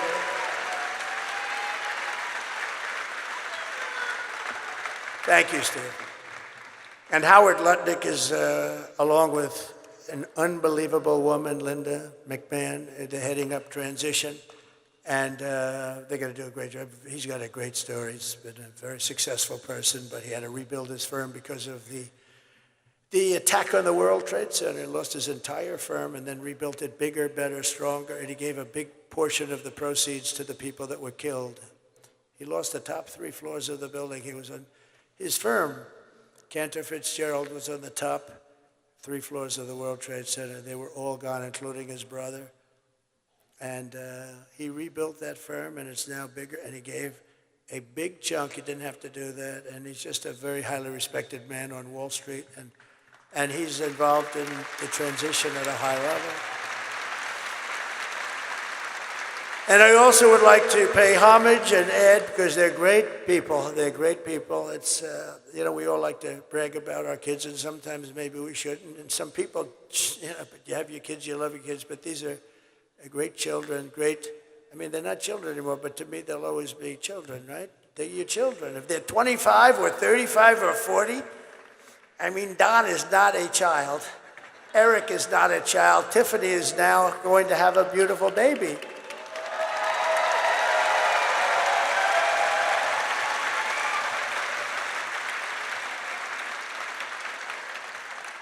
And I want to, Ivanka called me a little while ago. She sends her love to everybody. She's terrific. And I have a guy who's at home with the First Lady, and he's very smart. He got into a great college, and he's now in college. He's 18 years old, and he's doing great. And he gives me good advice. Dad, just take it easy now. You just take it easy, Dad, all right? You don't have to go too much here. He gives me good. He's very wise. And I also Michael Boulos, who's fantastic. His family is fantastic, and that's it. So in conclusion, with your vote tomorrow, we're going to fire Kamala, we're going to save America, and we're going to cut your taxes, end inflation, slash your prices, raise your wages, and bring thousands of factories back to America and back to North Carolina. We will build American, we will buy American, we will hire American, and I will end the war in Ukraine. Should have never started. If I were president, would have never started. And in the Middle East, would have never started. Israel, all those people would be alive. And I will prevent, I promise, World War III. We're very close to World War III, in case you haven't noticed that we have people that don't have, we have people representing us who don't have a clue. We will crush violent crime and give our police the support, protection, resources, and respect that they so dearly deserve. We will strengthen and modernize our military. We will build a missile defense shield over our country made in the USA. We will rebuild our cities, including our capital in Washington, D.C., making them safe, clean, and beautiful again. We will teach our children to love our country, to honor our history, and to always respect our great American flag. We will get critical race theory and transgender insanity the hell out of our schools. And we will keep men out of women's sports. I will defend religious liberty, I will restore free speech, and I will defend the right to keep and bear arms. After years of building up foreign nations, defending foreign borders, and protecting foreign lands, we are finally going to build up our nation, defend our borders, and protect our lands and citizens. And we will stop illegal immigration once and for all. And we want people to come into our country, but they have to come in legally, all right? We do want people. We will not be invaded. We will not be occupied. We will not be overrun. We will not be conquered. They are conquering. They are conquering large sections of our country. We're being conquered. Can you believe that? The only difference is they're not wearing military uniforms. We will be a free and proud nation once again. Everyone will prosper, every family will thrive, and every day will be filled with opportunity and hope and the American dream itself. But for that to happen, we must defeat Kamala and stop her radical left agenda with a landslide that is too big to rig.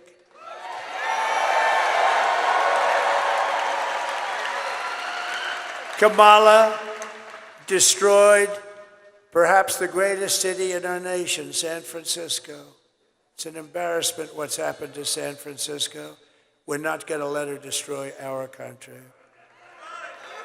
So all I need is for you to get out and vote. For the past 9 years, we have been fighting against the most sinister and corrupt forces on earth. We have together, all of us together. With your vote in this election, you can show them once and for all that this nation does not belong to them. This nation belongs to you. Belongs to you. Because it was the hardworking patriots like you who built this country, and tomorrow it is the hardworking patriots like you who are going to save our country.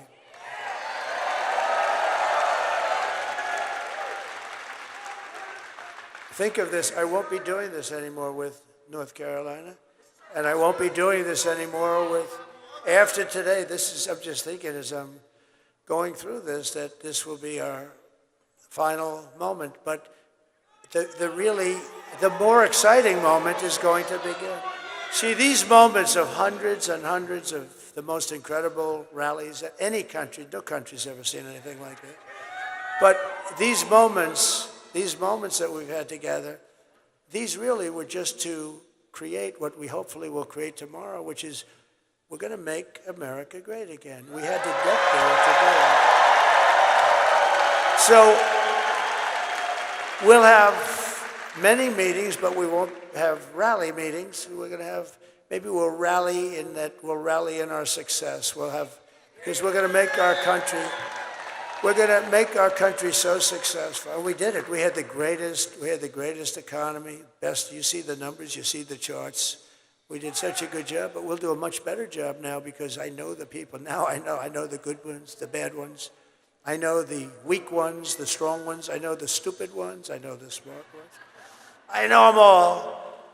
After all we've been through together, we stand on the verge of the 4 greatest years in American history.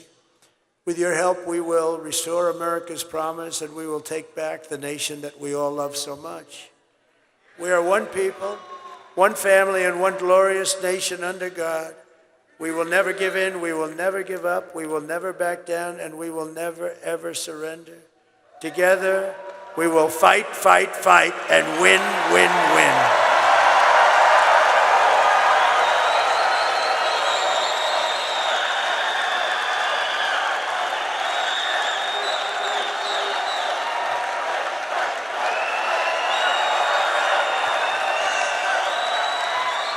November 5th will be the most important day in the history of our country. We're going to save our country. We're going to turn our country around, and we're going to do it quickly. And together we will make America powerful again. We will make America wealthy again. We will make America healthy again. We will make America strong again. We will make America proud again. We will make America safe again. And we will make America great again. Thank you, North Carolina. Go out and vote.